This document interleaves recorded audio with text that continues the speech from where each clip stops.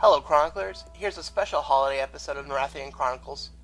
Today we explore Norrath's version of Valentine's Day, Erollisi Day, named after the beloved goddess of love, Erollisi Mar, the Huntress.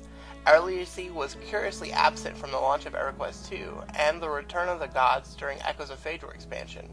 Her absence was the result of a plot by the Lady of Insurrection, demi-goddess of betrayal, Erollisi. The once-trapped goddess was mourned by her brother, who encased part of her essence within a memorial in the Shard of Love, until some devout followers of Erollisi snapped Nathaniel out of his daze and released her. Part of her essence also escaped the trap set by Erollisi from within the Cairn of the Huntress during a Goddess Risen event from 2011, allowing her to fully return to the realm of Norrath. As always, the dashing developer of live events, Nathan Cathiel McCall, has provided an all-inclusive list of the new features, and then he dives into the ever-growing list of returning features. To read his review for the test server community patch, click the link on the annotation here, or find the link in the description. This event comes jam-packed with features. It has over a dozen quests, a collection quest, a mountain of crafted items, a mounted race, and achievements. Even the denizens that populate Norrath celebrate. Almost every monster or race type in the game has a unique love note or heart candy you can loot, with a comical or ironic note on the item description. These drop at a fairly high rate. These love notes can be used to craft all manner of romance-inspired things, from teddy bears to romantic garlands to sweets, all that can be placed in your home and admired. There are several seasonal NPCs that make their way into your city's ecology. First off, there is Hartgar and Lianya. If you'd like to save inventory space, you can speak to Hartgar to exchange your love notes and candy into a single type, or trade them in for Erollisi coins by talking to Lianya. Next up, Stephen and Douglas. Wait, did anyone tell them there's not a Roxbury in Norrath? Anyway, Stephen sells 8 volumes of the recipe book, Romantic Gifts to Craft. Volumes 1 through 7 use candy notes and Tier 1 resources, while Volume 8 uses candy notes and Tier 2 resources this year. Here are just a few of the cooler examples for you.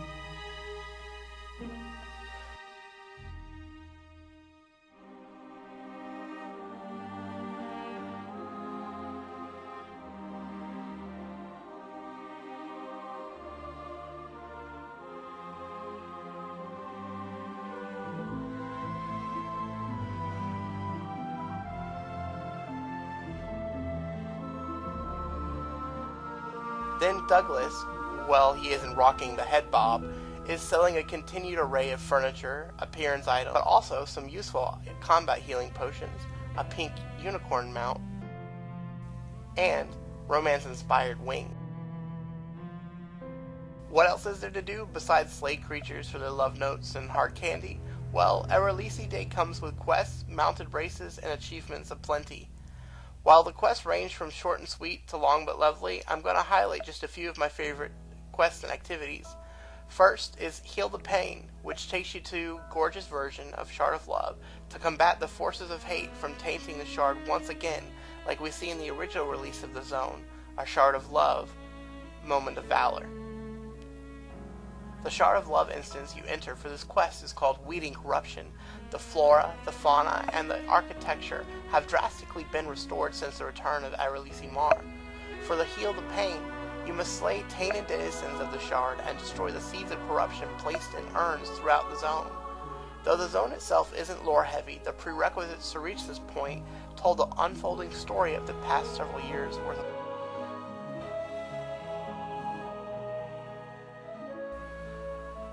Erollisi roses can be found throughout Frostfang Sea and the Enchanted Lands. They offer a quest upon harvesting the first one. This quest requires you to hand out roses to other players. Each player counts towards your total and not only completes the quest, but progresses an achievement that rewards different titles based on each milestone amount of players you've gifted a rose to. Of course, I saved my personal favorite for last. One of the best holiday pastimes in Norrath are the mounted races of the season. As seen here, Hearts of Flutter is a collection race to grab up as many hearts as you can in the time frame of 3 minutes while on a grounded mount. If you don't have one, it will be provided by the quest. To start, you hail the NPC outside of Kinos or Freeport gates, dismount, and then step on the platform. All hearts give 1 point. However, touching a heart grouping of 3 colors will give you a sizable speed boost, which is shown by the shimmering white sparkles that fly into your character when you touch them. At the end of the race, you are rewarded a choice of items based on how many hearts you are able to collect.